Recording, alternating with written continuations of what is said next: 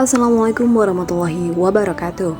Sahabat yang beriman, simaklah video ini hingga akhir supaya Anda mendapatkan informasi sesuai dengan kajian Islam. Dan jangan lupa untuk subscribe, like, dan tekan lonceng notifikasi untuk semua informasi kisah Islami. Sahabat yang beriman, kisah ini disebutkan di dalam Al-Quran Surat Al-Kahfi ayat 32 hingga 44. Kisah ini menceritakan tentang pemilik kebun yang lalai atas kenikmatan yang ada di dunia, sampai-sampai dia mengingkari adanya hari kiamat. Allah kemudian mengirimkan angin topan yang menghancurkan kebunnya untuk memberikan kita semua pelajaran agar tidak menjadi orang yang sombong. Ada dua orang sahabat dari kecil, yang satu memiliki kebun yang sangat subur atau disebut si kaya, dan yang satu lagi hanya pria biasa atau si miskin. Si kaya memiliki sifat yang sombong karena dia memiliki dua kebun anggur yang dikelilingi oleh pohon kurma yang subur dan lebat. Di tengah kebun juga terdapat sungai yang mengalir indah dengan air yang jernih. Wahai saudaraku, aku sangat bahagia melihat kebunku. Pohon anggurnya selalu berbuah dan rasanya sangat enak. Belum lagi pohon kurma yang ada di sekelilingnya selalu berbuah lebat setiap hari, ucap si kaya. Benar sekali, kebunmu luas dan selalu berbuah lebat dan melimpah.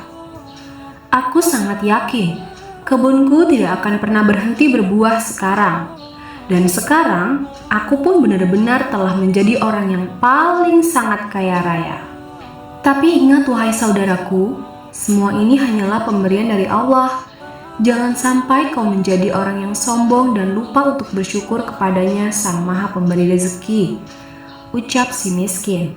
Si kaya pura-pura tidak mendengar nasihat si miskin dan terus saja melihat kebunnya dengan sombong dan bahagia.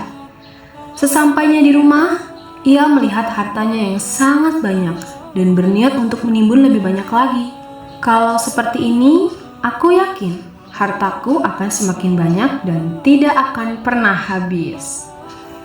Semakin hari buah anggur semakin tumbuh baik dan subur. Semakin hari pula, si kaya semakin bertambah kaya. Namun sayangnya si kaya tidak memiliki niat untuk mengeluarkan hartanya untuk bersedekah. Semakin hari, si kaya malah semakin sombong. Si miskin yang melihat ini datang berkunjung untuk memberi nasihat, tapi malah dibalas dengan respon yang menyakitkan.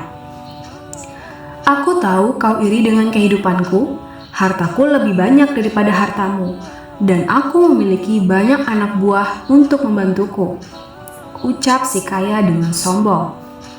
Sama sekali tidak wahai saudaraku, walaupun hartaku lebih sedikit dan tidak memiliki anak buah sepertimu, aku hanya khawatir kepadamu kelak di akhirat nanti. Aku kira hari kiamat tidak akan pernah terjadi. Seandainya aku mati, suatu saat nanti pasti Allah menempatkanku di tempat yang jauh lebih baik dari kehidupanku sekarang, ucap si kaya. Jadi sekarang kau mengingkari adanya hari kiamat. Apakah kau juga mengingkari Tuhan yang telah menciptakanmu begitu sempurna dan benar-benar telah dibutuhkan oleh semua kemewahan di dunia ini, saudaraku?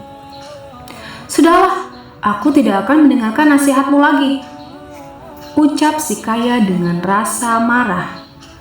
Tidakkah kau lupa mengucapkan Masya Allah, la haula wala quwata illa billah saat memasuki kebunmu? Ucapan itu adalah salah satu ucapan syukur kepada Allah atas semua nikmat ini. Segeralah bertaubat kepada Allah sebelum semuanya terlambat, ucap si miskin. Si kaya tidak mau mendengar nasihat si miskin dan malah mengusir si miskin karena dia merasa sahabatnya iri dengan semua yang dimilikinya. Si kaya tidak berhenti memamerkan hasil kebunnya kepada orang-orang di sekitarnya dan dia menjadi sangat sombong. Malam itu hujan turun dengan sangat deras, suara petir menggelegar di langit. Anehnya si kaya sama sekali tidak terbangun dengan suara itu. Ia malah asyik tertidur seperti yang disebutkan dalam surat Al-Kahfi ayat 40 yang artinya, dan dia, Allah, mengirimkan petir dari langit ke kebunmu, sehingga kebun itu menjadi tanah yang licin. Keesokan harinya, Si kaya bangun dari tidurnya dengan puing-puing rumah yang hancur dan hartanya lenyap tak tersisa. Kemudian ia teringat akan kebunnya dan bergegas pergi ke sana.